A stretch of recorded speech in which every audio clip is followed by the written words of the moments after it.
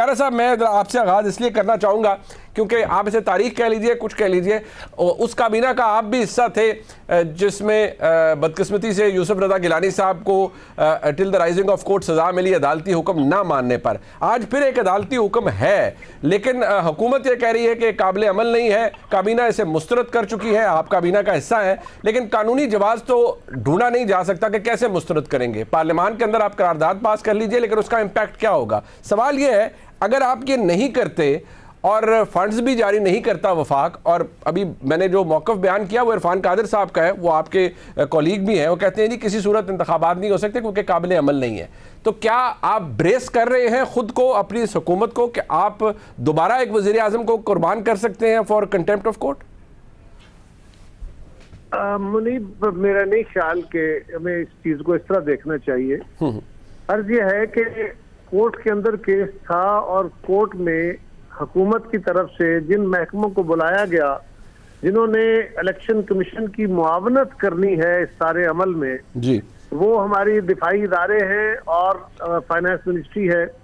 उसमें एक और इदारा भी था, खुद चीफ जस्टिस साहब का अपना अदलिया जी, अदलिया से भी उन्होंने रिटर्निंग अफसर मांगे थे और अदलिया ने भी माजरत कर ली थी। वैसे जी, उनको तो सुओ मोटो में नहीं बुलाया गया, लेकिन बाकी इदारों को तो बुला लिया गया।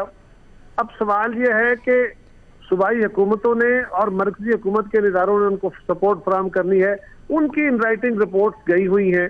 अब जो कुछ दिफाई इदारों की तरफ से वजारत दिफा ने लिख के दी है रिपोर्ट, ना वो ओपन कोर्ट में डिस्कस हुई। हालांकि उस दिन अदालत में जज साहबान ने कहा कि आप हमें सील्ड रिपोर्ट दें, मैं था वहां, उन्होंने कहा सील्ड रिपोर्ट दे दें, हम देखेंगे। उनसे दरख्वास्त की गई कि इन कैमरा उनसे ब्रीफिंग दे लें, तो कोर्ट ने कहा कि नहीं, हम देखेंगे और फिर हम ये करेंगे कि उस रिपोर्ट को रिवील किए बगैर अगर उसमें कोई हसास इंफॉर्मेशन हुई तो हम आपसे कुछ सवाल कर लेंगे ओपन कोर्ट में, और उन सवालों से हम चीजें अखज़ कर लेंगे। लेकिन जब बाद में वो सारा केस यूं कर दिया कि उसी दिन उन्होंने फैसला महफूज करते हुए जो रिपोर्ट अगले दिन ले ली थी जी जी, उसके ना तो सवाल खड़े किए ना कुछ हुआ, तो यूं लगता है जैसे कोई उस रिपोर्ट की कोई अहमियत समझी नहीं अदालत ने। ठीक है, तो ये था कि ओपन कोर्ट सर फैसला तो आ गया ना सर, बट सर फैसला तो आ गया, आप अमल दरामद नहीं करेंगे उस पर? मैं बताता हूँ। पहली गुजारिश ये है कि इस फैसले के ऊपर इसके काबिल अमल ना होने की जो वजूहात हम कह रहे हैं जी, वो ये है कि एक फैसला 3 रुकनी बेंच ने दिया है जी, और इससे पहले एक फैसला 3 रुकनी बेंच का और भी है, 4 रुकनी बेंच का 4-3 वाला फैसला भी मौजूद है। जी बिल्कुल है। 4 जजेस के बारे में भी एक जजमेंट मौजूद है और 3 रुकनी बेंच का फैसला जिसको 3 रुकनी बेंच चीफ जस्टिस की सरबराही में जी, उसको डिस्कस करते हुए डिस्कार्ड करता है जी, और इस बेंच के बाद 6 रुकनी बेंच अचानक बढ़ा के और 5 मिनट की हियरिंग के बाद उस फैसले को सेट असाइड करता है जी। अगर काजी फाइज ईसा वाला फैसला नॉन इशू था, जो कि एक सर्कुलर के जरिए खत्म कर दिया और फिर अपनी जजमेंट में भी उसको डिस्कस किया, तो फिर उसके बाद उसके लिए 6 रुकनी बेंच बना के क्या जरूरत पड़ गई थी, क्यों उसको इतना किया? तो फिर हमें ये भी देखना होगा ना कि हम सुप्रीम कोर्ट के उस 3 रुकनी फैसले को मानेंगे, इस 3 रुकनी फैसले को मानेंगे या 4-3 की तरफ चलेंगे? बट कारे साहब, मेरा कथा कलामी सर, मैं आपसे सवाल पूछ रहा हूं,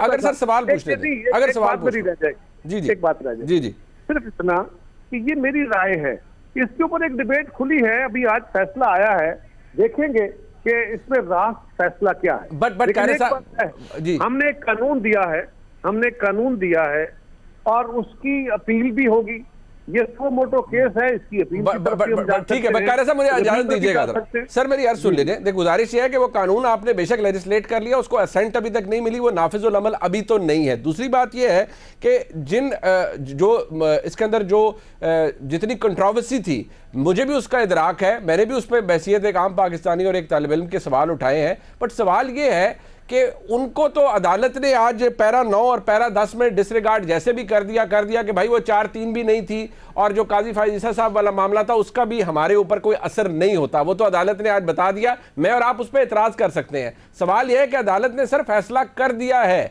अब आपके पास क्लॉक टिक कर रही है, यानी कि क्लॉक काम कर रहा है। 11 तारीख को वफाक ने फंड देना है।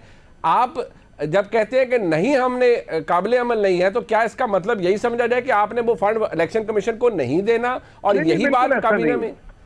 ऐसा नहीं है, अच्छा जी, मैं तो ये कह रहा हूं कि ये एक डिस्कशन शुरू हुई है, आज फैसला आया है, अगले 1-2 रोज में इसके ऊपर मजीद डिस्कशन करके इसको रिफाइंड शेप में देखा जाएगा।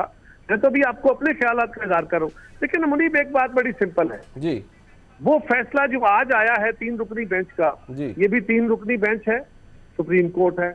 जो काजी फायज ईसा साहब का फैसला है वो भी 3 रुकनी बेंच है। ठीक। उन्होंने चीफ जस्टिस के बेंच को कहा जी। कि आप इसको रोक दीजिए, जी, वो कहते हैं वो फैसला दुरुस्त नहीं है, ठीक है, ये फैसला दुरुस्त है। अब 3 ही रुकनी बेंच का फैसला है, इधर भी 3 रुकनी बेंच का फैसला है, और 4 जजेस कहते हैं कि हमने तो 4-3 से इस फैसले को मुस्तरद कर दिया था, जिसकी बुनियाद पर यह सारा कजिया खड़ा हुआ है। बिल्कुल ठीक है, लेकिन आप जो फरमा रहे हैं, जो आप फरमा रहे हैं कि सर आप कह रहे हैं कि अभी कोई फैसला नहीं हुआ, तो फिर काबिले अमल होने की बात क्यों की गई है काबीना में? सर छोटे मैं बताता हूँ, उसमें ना एक छोटा सा इशू है जी। इशू ये है कि अब गवर्नमेंट को या हम सब ये तो देखना होगा ना कि हमारे लिए सारे फैसले मोहतरम है जी। इस अदालत का 3 रुकनी बेंच का फैसला भी है, दूसरे फैसले भी है। उन फैसलों को अगर एक अदालत कह रही है 3 रुकनी की ये फैसला काबिले अमल नहीं है या ये वो फैसले नहीं है, उन्होंने कहा था ये काम नहीं कर सकते, तो इसके लिए क्या रास्ता हो सकता है? यकीनन वो रास्ता हुकूमत को इस तरह अडॉप्ट नहीं करना, बल्कि उसका लीगल वे देखना होगा। और हम अदालत की तरफ गए हैं, हमने अदालत से आज भी गुजारिश की है कि इसके ऊपर फुल कोर्ट बना लिया जाए, फुल कोर्ट मीटिंग कर ली जाए, ठीक है। या अगर हम रिव्यू में नहीं, अगर हम जा सकते हैं, आपकी बात दुरुस्त है कि अभी तक तो असेंट नहीं उसको हुआ, लेकिन असेंट हो जाएगा, नहीं भी होगा तो जॉइंट सिटिंग से पास हो जाएगा, उसके बहुत सारे मराहिल हैं, ठीक है। लेकिन अगले 10-15 दिन के अंदर अगर वो हो जाता है तो हम एक लीगल व्यू लेंगे।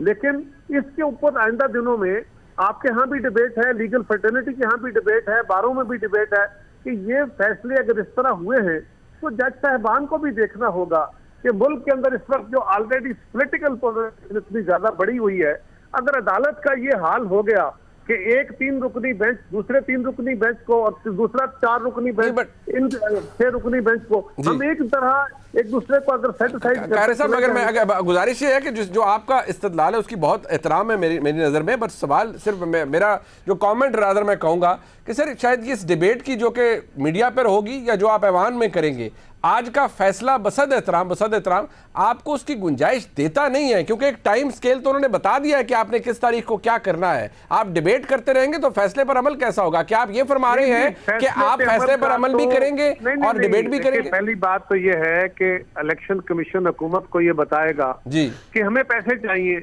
वो 11 तारीख को लिखा हुआ है सर, आपने देने हैं।